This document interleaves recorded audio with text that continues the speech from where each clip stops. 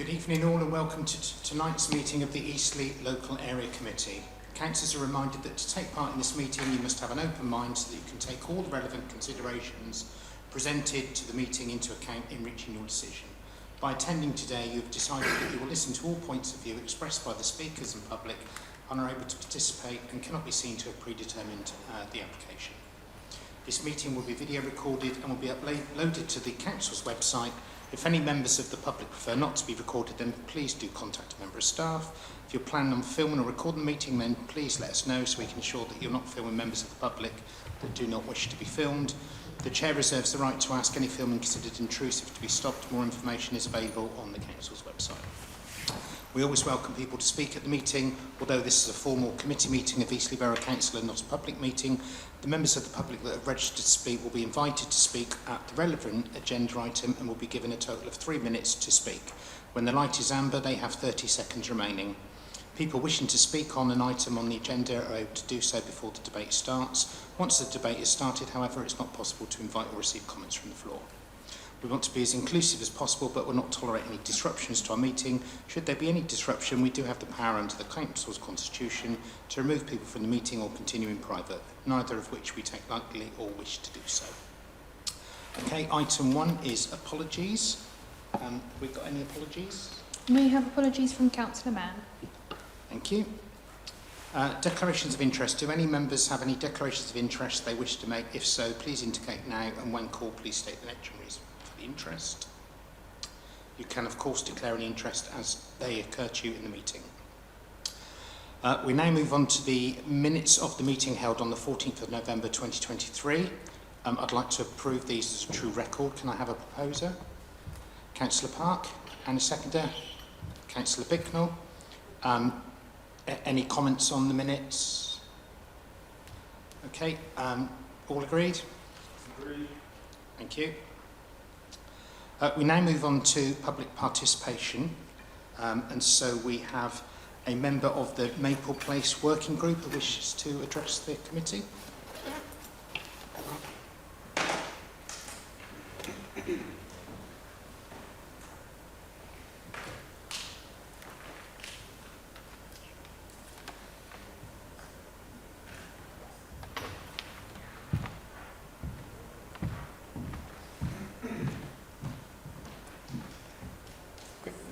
First of all, thank you for letting our voices be heard once again at ELAC meeting.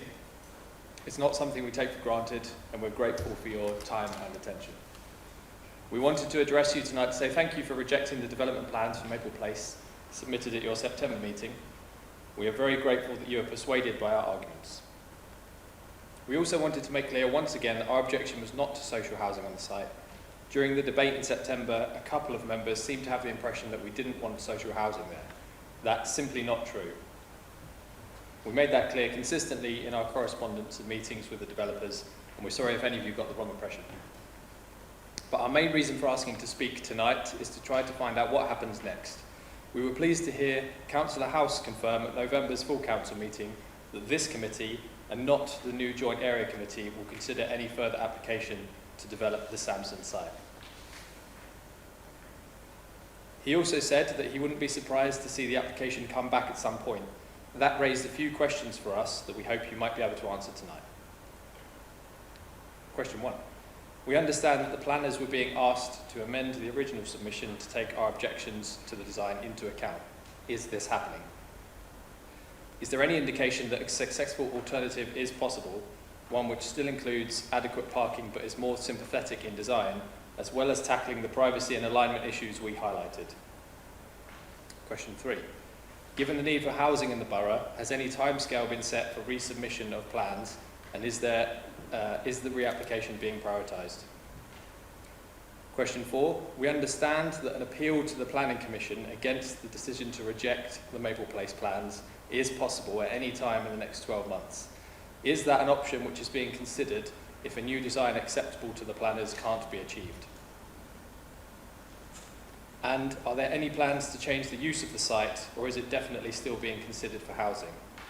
The final two are probably questions for the politicians. Given the recent stories about the high level of the council's debts, some of us are worried that more borrowing will be needed to develop the Samson site. Will more borrowing be needed, or has money already been borrowed to cover the development? And finally, we are aware that the Cabinet was due to consider land sales at yesterday's meeting, but we understand that commercial sensitivities meant those sales were considered in private. But we wondered if the Samson's Gym site was among the sites earmarked for sale, or if a sale was even being considered. I hope you can help us with some answers. Thank you once again for giving us a hearing.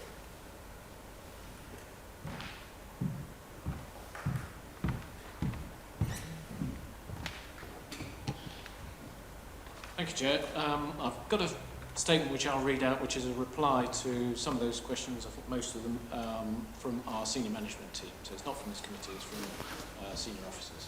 So it's probably worth noting, because we're the planning committee for this, we're not on the developer's side, so any moves on that side, we might get consulted, but we haven't today.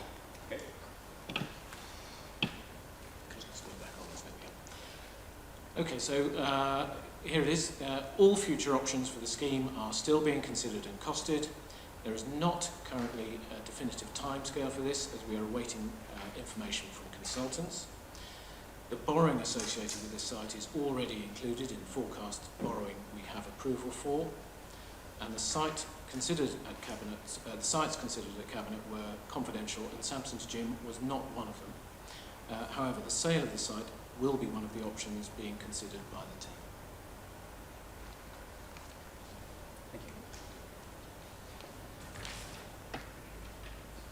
Thank you. Mr. Simon Payne.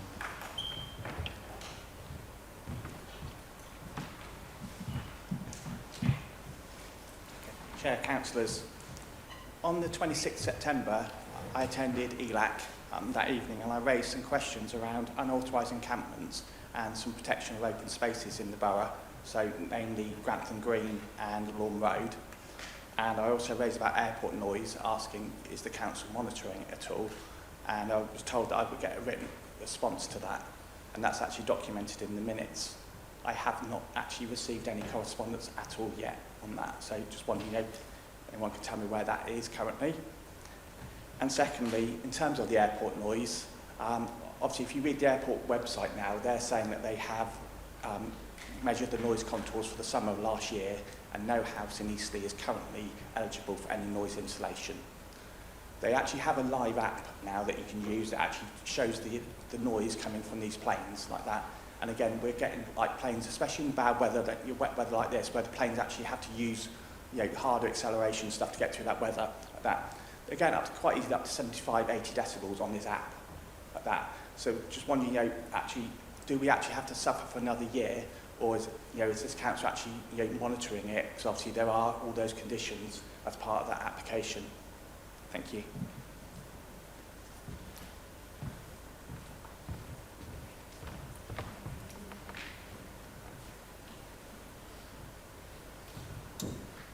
Thank you, Joe. I'll give an answer on the Lawn Road and Grantham Green.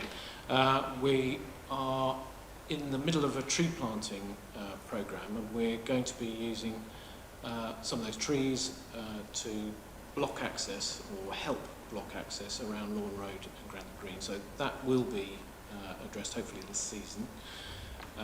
Once we've got those in, we'll be looking at whether we need to bolster that with any bollards or earth bunds.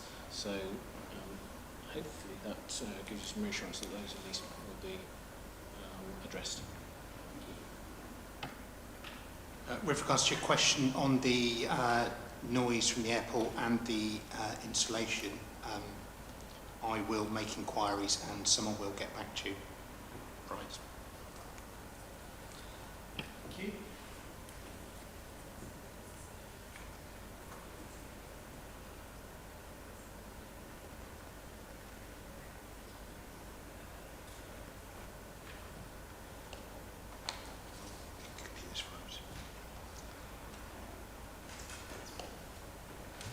So on to the Chair's report.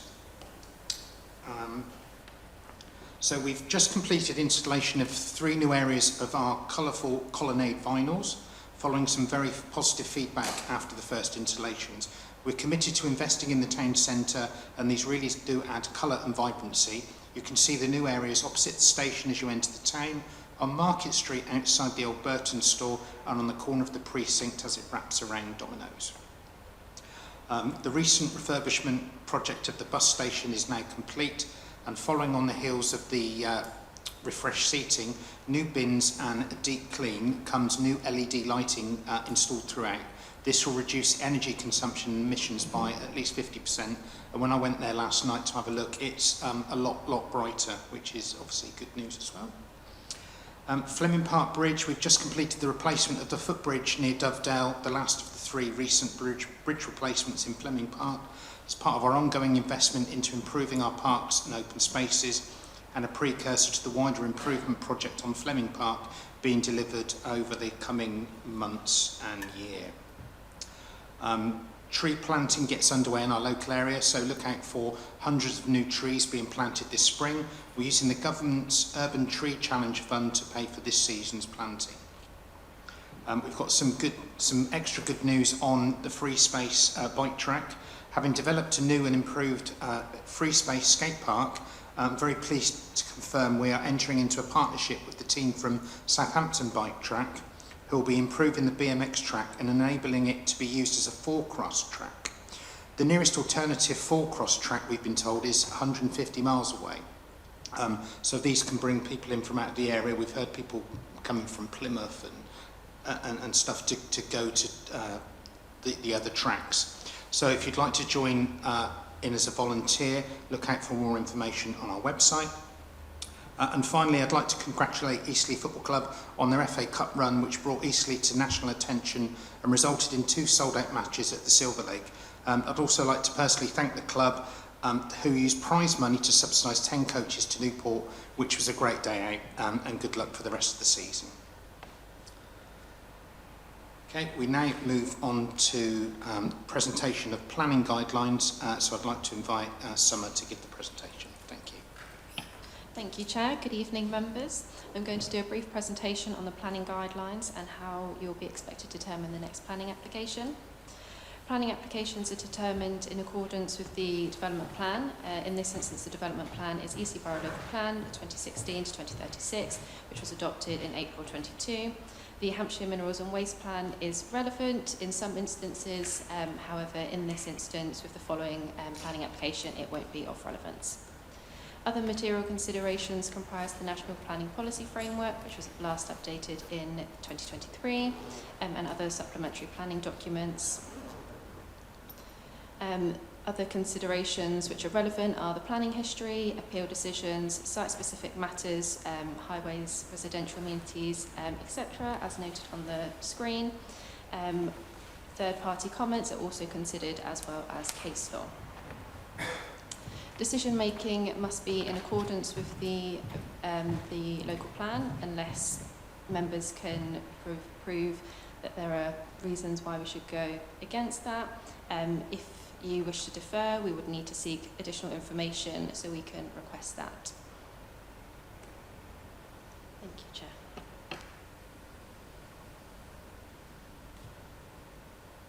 Okey-doke. So we now move on to the plan application for the hub Bishopstoke Road to increase the fencing height around the tennis courts.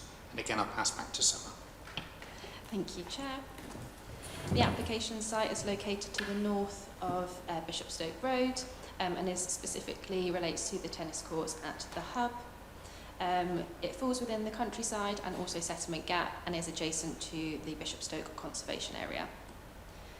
On the screen now is a picture of the existing fencing.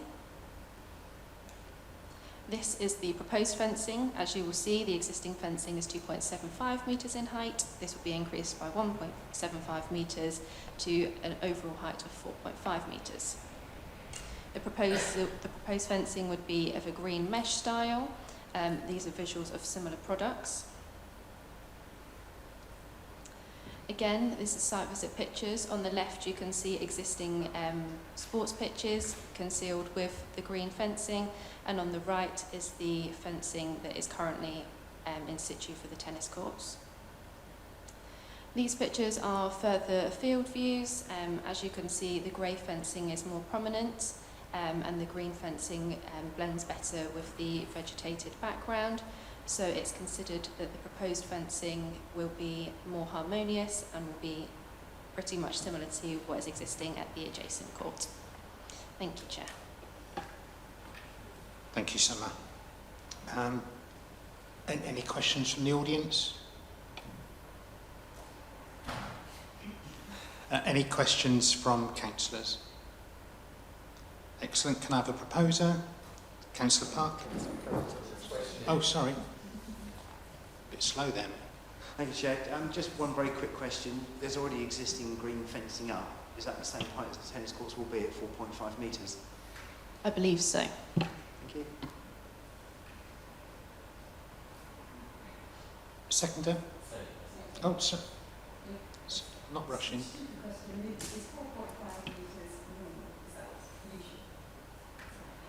I'm not entirely sure because sports fencing isn't my speciality. It's considered it's considered to be of an appropriate height in design terms, so planning wise we're satisfied that it would be okay.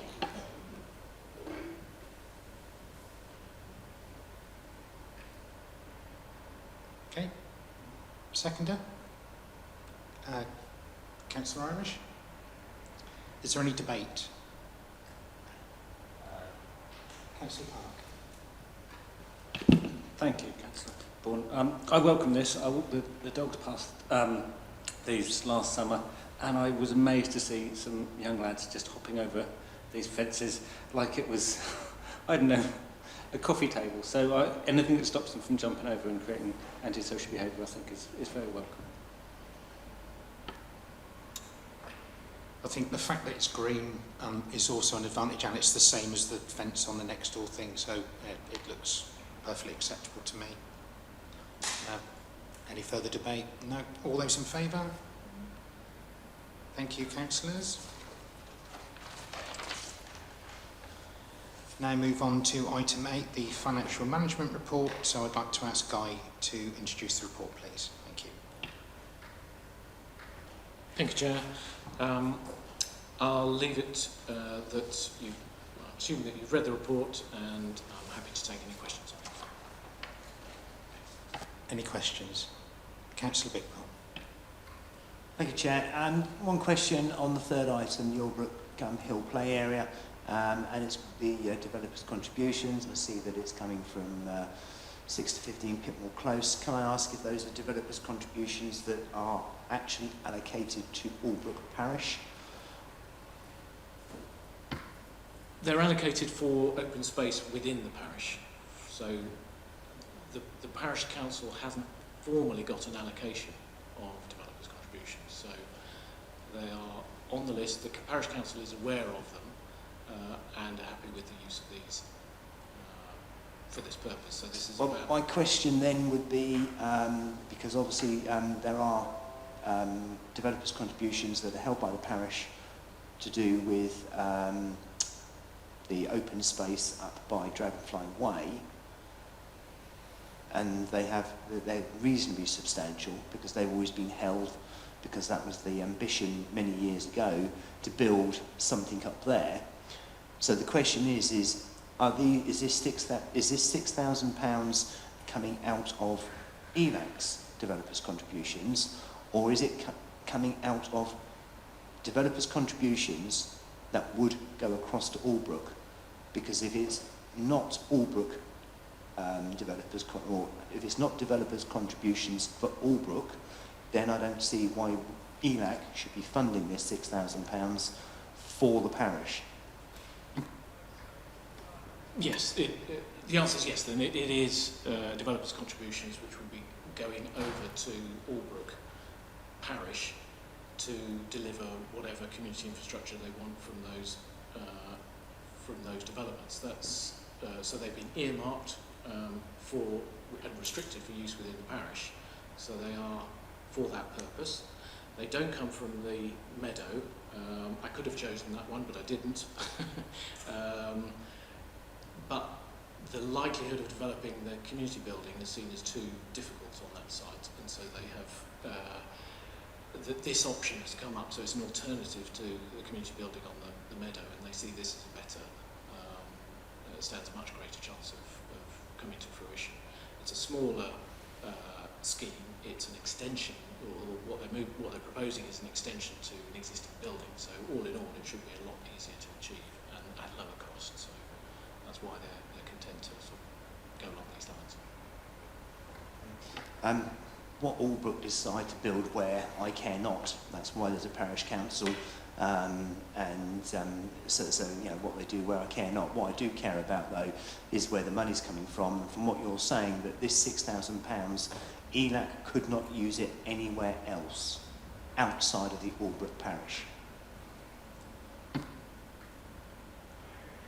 I think virtually all of the developers' contributions that are earmarked for Albrook, which come from Albrook developments, could in theory be used for, say, for instance, strategic investment elsewhere in the borough. So if it was significant enough, so for instance the leisure centre, you could argue that that's a strategic investment and you could choose to reallocate them elsewhere. But I think the view of councils so far is that those developers' contributions which will come from developments within the parish are to be discussed and allocated in partnership with the parish.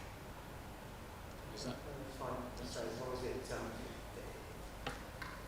As long as it's, you know, it is money that's allocated for the parish, and ELAC couldn't use it elsewhere,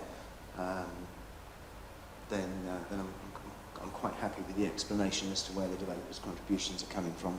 Thank you. Any further questions on the report? No? Okay. Could I have a proposer, Councillor Park, and a seconder, please, Cllr Dedhia? Any debate?